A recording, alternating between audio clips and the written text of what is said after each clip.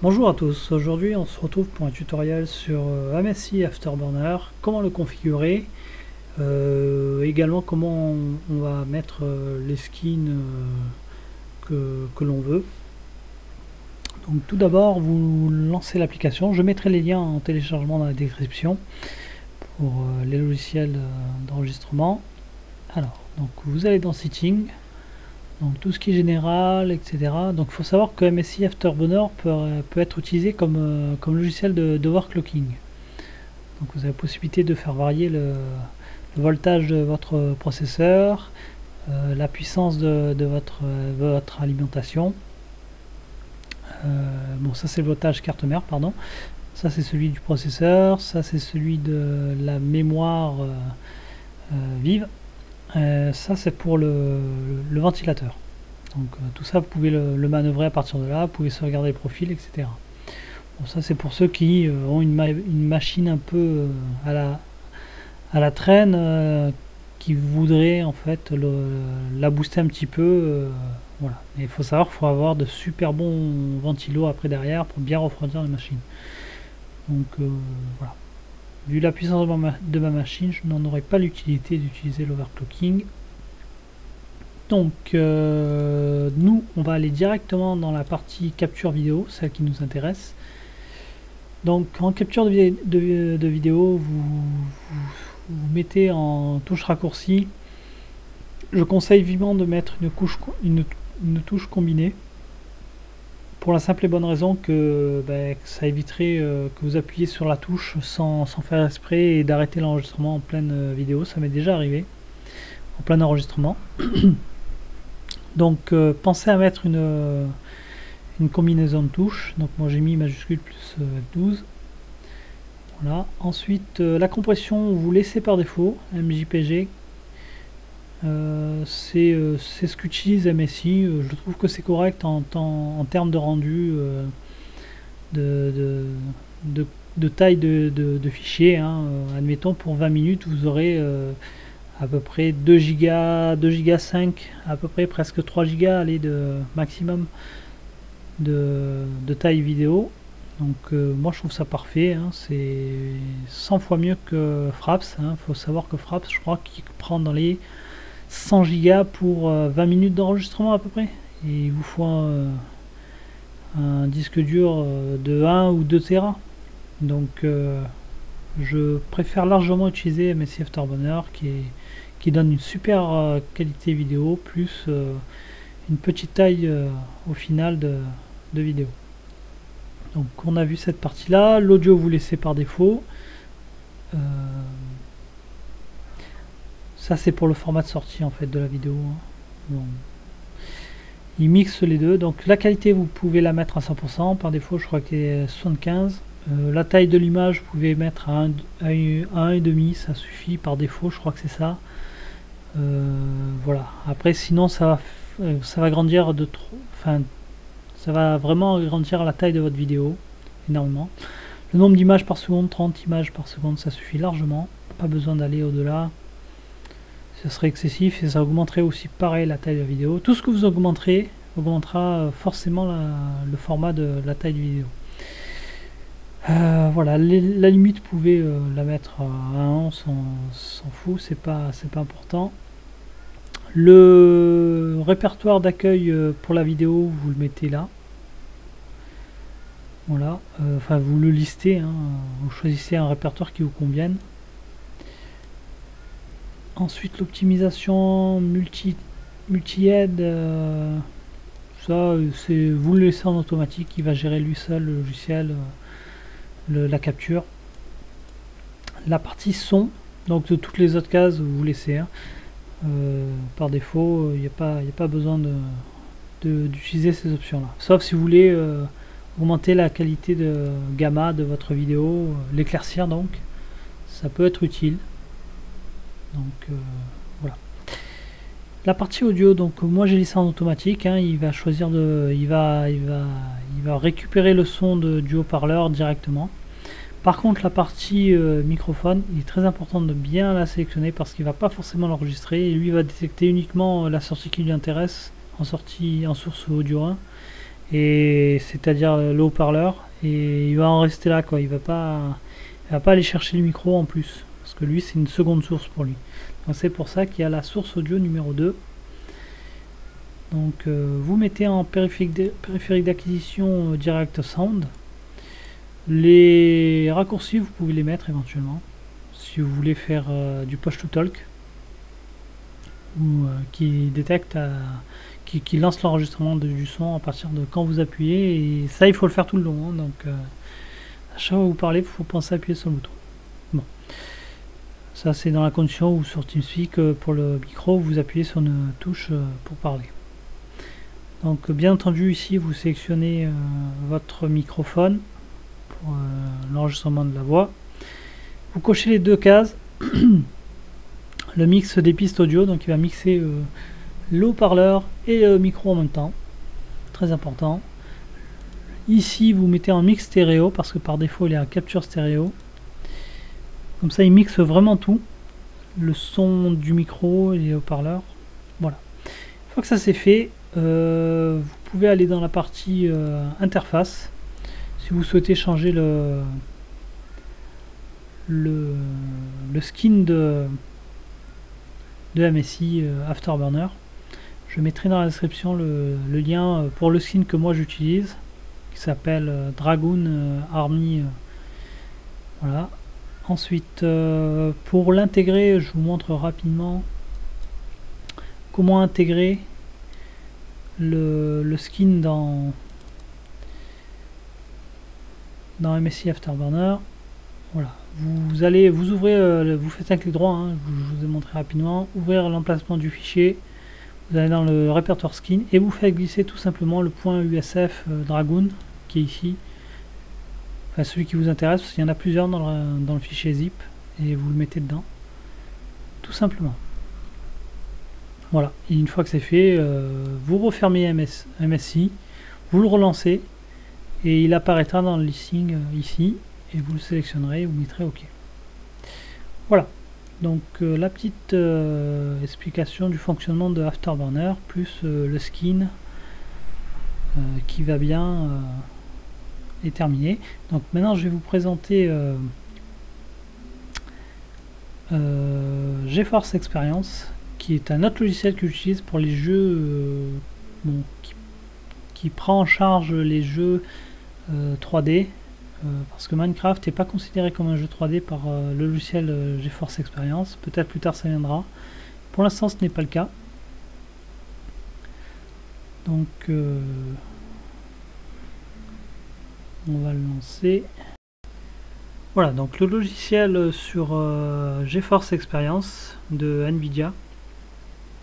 Alors, lui c'est Shadowplay en fait qui va être utilisé pour les jeux comme sur Dota, Fallout ou tout autre jeu qui est reconnu par le logiciel. Il faut que vous mettiez en fait dans la partie jeu, dans les préférences, le répertoire qui concerne le jeu. Si vous l'avez installé sur un disque dur comme moi, vous sélectionnez le répertoire, vous appuyez sur plus et vous allez chercher exactement le répertoire concerné où le jeu est installé.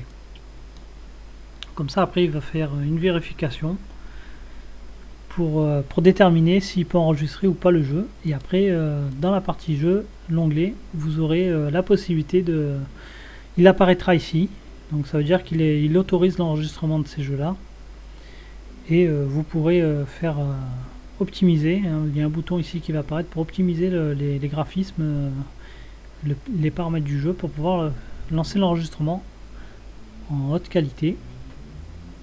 Voilà. Donc dans la partie préférence, vous aurez aussi le Shadowplay. Vous avez la possibilité aussi de mettre la webcam si vous le souhaitez. Vous avez plusieurs tailles de la webcam, small, large. Voilà.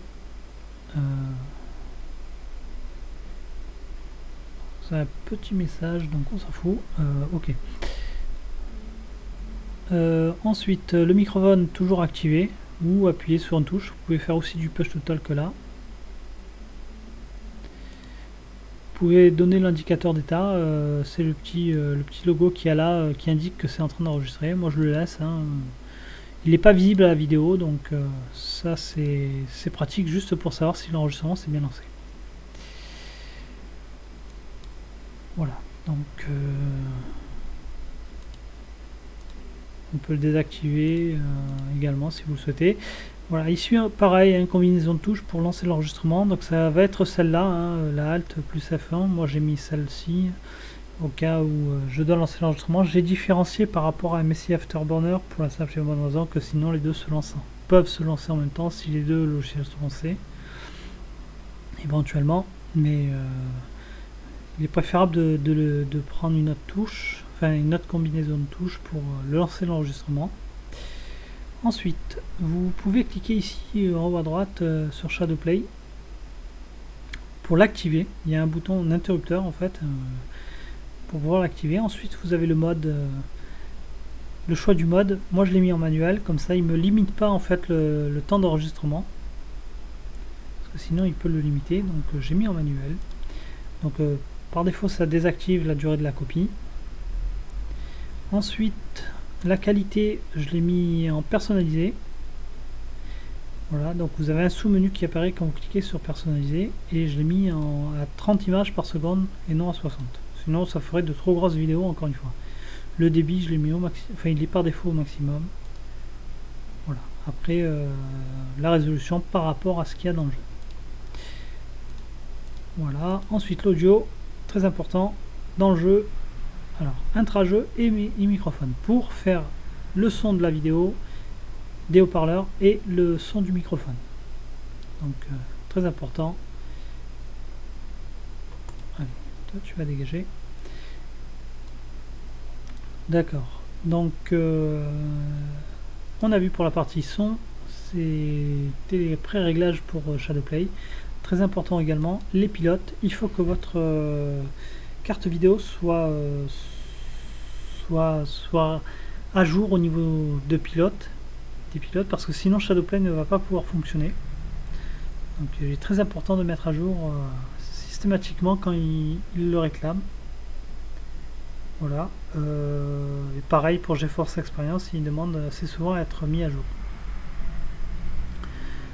Voilà, donc c'est assez important quand même de faire tous ces réglages pour que tout soit fonctionnel. Et voilà, donc dès qu'il y a une mise à jour, pensez à redémarrer la machine si nécessaire, parce que sinon quand vous lancerez la partie, peut-être ça va pas lancer l'enregistrement et peut-être ça va bugger à cause de ça.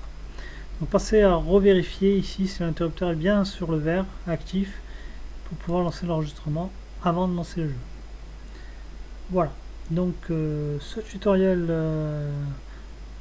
sur ces deux logiciels d'enregistrement se termine ici. Il y a peut-être un troisième logiciel dont je pourrais parler, celui que j'utilise actuellement pour enregistrer tout ce qui est sur mon desktop. Donc ça fait quand même 3 logiciels séparés pour pouvoir faire des enregistrements. Je vais vite vous en parler, allez, ça c'est fait. Donc le logiciel s'appelle Movie Screen Capture Studio, qui est quand même assez intéressant, avec lequel je suis en train d'enregistrer actuellement. Donc vous pouvez aller dans les options pour faire les paramètres de ce logiciel. Bon là je peux pas parce que je suis en cours d'enregistrement. Voilà. Donc après en termes d'options, je pourrais pas trop vous le montrer, mais intuitivement vous allez pouvoir trouver où est-ce que vous pouvez faire tous les paramètres. C'est à peu près la même chose que les deux autres logiciels que je vous ai montrés. Voilà. Donc après, à partir de là, vous pourrez vraiment faire tout ce qu'il faut pour pouvoir enregistrer tout type de vidéos, jeux ou tutoriels comme je fais actuellement. Il faut savoir que ce logiciel là, je vais pas le mettre en lien pour le télécharger parce que c'est un logiciel payant. Donc je vous laisse chercher sur internet comment récupérer ce logiciel. Vous saurez vous débrouiller, je pense. Voilà. Mais les deux autres logiciels auparavant dont je vous ai parlé sont totalement gratuits.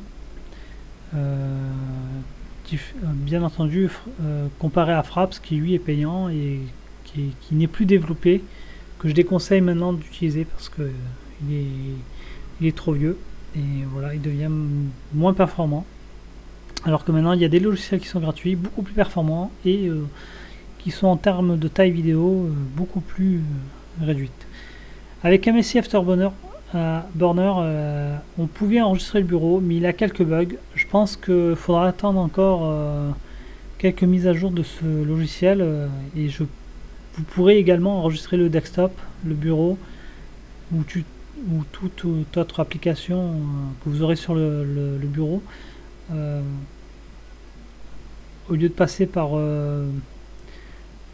Movie Screen, Movavi Screen Capture Studio qui lui est payant parce que j'ai réussi à faire fonctionner au départ MSI Afterburner pour enregistrer les vidéos, mais après il a plus voulu enregistrer tout ce qui est vidéo sur le bureau. Donc après c'est un bug itinérant à ce logiciel.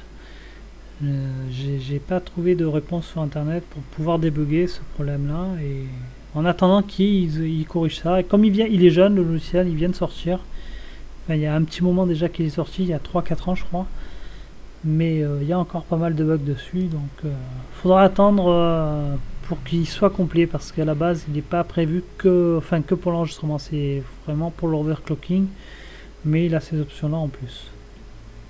Voilà, donc ce petit tutoriel est terminé. J'ai fait une petite rallonge sur le logiciel d'acquisition sur bureau pour vous dépanner. Il y a d'autres logiciels, mais j'en ai testé pas mal, et honnêtement, celui qui est sorti du lot, c'était Movavi Screen. Voilà, donc je vous dis à bientôt. Je ferai peut-être d'autres tutoriels si j'ai le temps. Et puis voilà. Donc, à plus.